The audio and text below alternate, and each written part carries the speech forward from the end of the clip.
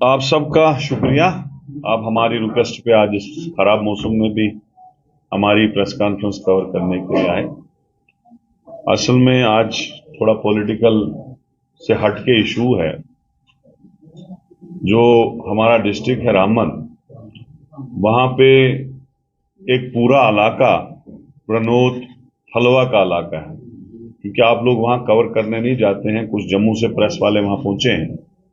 तो प्रणोद थलवा का इलाका है, 1 किलोमीटर सुकेर में वो जमीन में धंस गया। पूरा जमीन में धंसने की वजह से वो पूरा ही एरिया जो है खत्म हो गया। वहां 30 मकान जो है जमीन में खत्म हो गए, मतलब वो जमीन ही नीचे उतर गई। तो 30 मकान जो है पूरे डैमेज हैं। उन 30 मकानों में जितनी फैमिलियां रह रही थी उनको एडमिनिस्ट्रेशन ने शिफ्ट किया हुआ है वहां के लोकल पंचायत घर में। आप खुद ही समझिए कि एक लोकल पंचायत घर में शिफ्ट करने में 30 फैमिलियां कैसे वहां रहेंगी। तो हम तो डिस्ट्रिक्ट एडमिनिस्ट्रेशन और स्टेट एडमिनिस्ट्रेशन से गुजारिश करते हैं, एक तो डिजास्टर मैनेजमेंट में आपको इनके लिए फंड्स आते हैं, तो आप उस फंड्स को यूज कीजिएगा। इससे पहले भी संगलदान में ऐसा ही सानिया हुआ, लेकिन सरकार ने कुछ नहीं किया। खाली वो कपड़े के 4 टेंट और 4 बर्तन देते हैं, बाद में कोई पूछता नहीं है।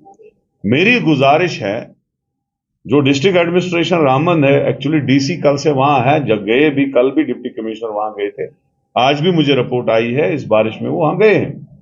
लेकिन डिस्ट्रिक्ट एडमिनिस्ट्रेशन स्टेट एडमिनिस्ट्रेशन से रिक्वेस्ट करके एक तो उनको किसी दूसरी जगह शिफ्ट करें। एक पंचायत घर में 30 फैमिलियां कैसे रहेंगी?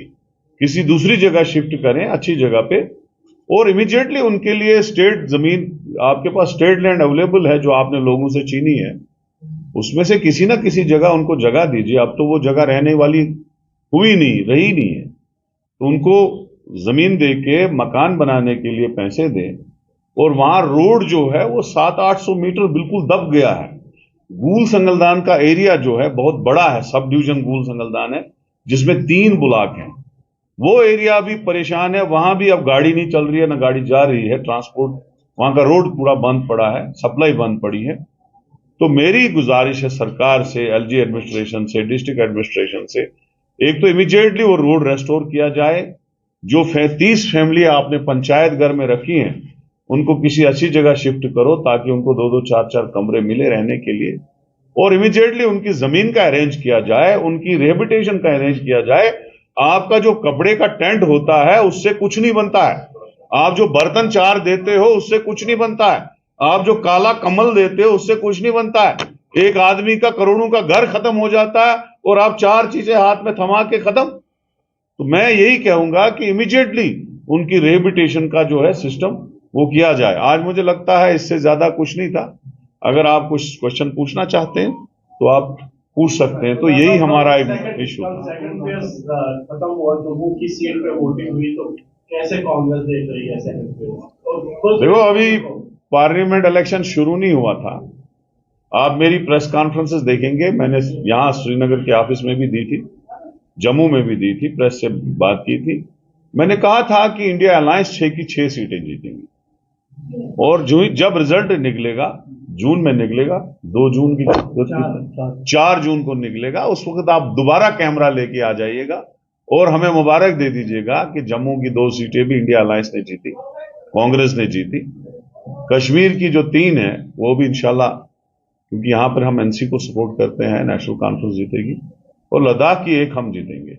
मुझे पूरा यकीन है, क्योंकि मैंने लोगों का पढ़ लिया था सिस्टम। लोग बहुत परेशान है, स्मार्ट मीटरों से परेशान है, बेरोजगारी से परेशान है। जो डेमोक्रेटिक सिस्टम यहां पे सस्पेंड कर दिया गया है, खत्म कर दिया गया है, उससे लोग परेशान है। हर चीज से परेशान है। लोग अंदर से बहुत दुखी हैं, मुलाजिम दुखी हैं, पढ़े लिखे नौजवान दुखी हैं। हमारी बहनें जो पढ़ी लिखी हैं, जिन्होंने एमएड बीएड किया है, 2012 में टीचर पोस्ट निकली है, आज तब से 12 साल हो गए। अगर किसी 30 साल की उम्र में किसी ने उस वक्त एमएड किया हो, बीएड किया हो, आज वो 42 साल की लड़की होगी, ओवरेज होगी, उसका जो वो डिग्री है वो डस्टबिन में चली गई। और यहां पे जो ये एबीसीडी पार्टियां बोल रही है ना, जो कल इन्होंने वहां पे भी लिखा है, एबीसीडी पार्टी और बीजेपी ने, कि अनंतनाग का इलेक्शन जो है डेफर करो। उसमें आपने देखा पीपुल्स कॉन्फ्रेंस का साइन है, अल्ताफ बुखारी साहब की अपनी पार्टी का साइन है, गुलाम नबी आजाद जो अपने आप को बड़ा साफ सुथरा बोलता है, उसका जो एडवोकेट सलीम पड़े साहब कैंडिडेट है अनंतनाग से, उसका साइन है। ये सारी बीजेपी के एबीसीडी टीमें हैं, इन्होंने दरखास्त दी है कि वहां पे डेफर किया जाए। तो मैं उसके लिए भी बोल रहा हूं कि क्यों आप डेफर करना चाहते हो? क्या चिनाब वैली में मड़वा दर्शन में गाड़ी जाती थी? आपने वो रोजू में इलेक्शन करवाया, इतनी परेशानी लाई, एक तो रोजा था, दूसरा कंपेन करना पड़ता था हमको। तो ये सारी चीजें जो है सारी मैनेज हो रही है। लेकिन मैं आपको क्लियर बताऊंगा, ये जो एबीसीडी टीमें है ना, बीजेपी यहां नहीं ना लड़ रही है, कश्मीर के लोग इन पे गुस्सा निकालेंगे, ऐसा निकालेंगे ना कि ये इलेक्शन लड़ने के लायक नहीं रहेंगे। ये मैं आपको वो सूख से कहता हूं। और कुछ क्यों जबर करना चाहते हैं आप वहां पे? इनको देखो, जो बीजेपी की टीमें हैं उनको दूर से ही अपनी हार नजर आ गई है। वो अब कोई नई स्ट्रेटजी और पॉलिसी बना रहे हैं, लेकिन पॉलिसियां क्या करेंगी?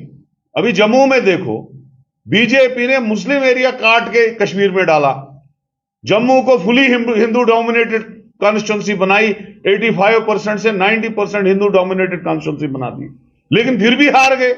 जब लोग खिलाफ होते हैं फिर कोई नहीं बचाता है। ये कितना भी करे, डेफर करे, कुछ करे, इनकी हार 6 की 6 कॉन्स्टिट्यूंसी में तय है। ये मैं वसूख से कहता हूं आज की प्रेस कॉन्फ्रेंस में। सर, आपको लगता है नोमैडिक माइग्रेशन जो हो रही है वहां से अभी के टाइम पे होती है, वो भी एक रीजन हो सकता है? देखो, वो इलेक्शन कमीशन को सोचना था, कब है कब नहीं है, ये चीजें हमें सोचनी पड़ती है पहले ही। अब आप एप्लीकेशनें दोगे बहाना बना के, ऐसा कुछ नहीं होता है। नोमैड्स आए, वो वोट डालते हैं, वहां भी डालते हैं, यहां भी डालते हैं, जहां उनका वोट होगा वहां डालेंगे।